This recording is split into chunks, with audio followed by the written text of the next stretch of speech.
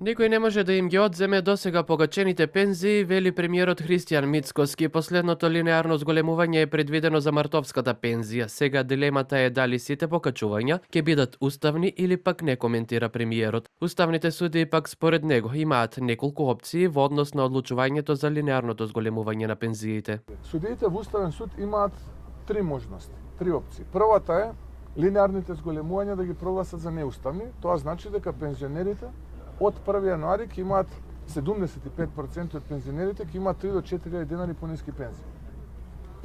Втората опција е да најдат некоја, за мене бледа, неправна логика, следното зголемување да го прогласа за неуставно, а све претходно да биде уставно, што за мене, еве, ја не сум правник, но консултирав многу правници, делува смешно.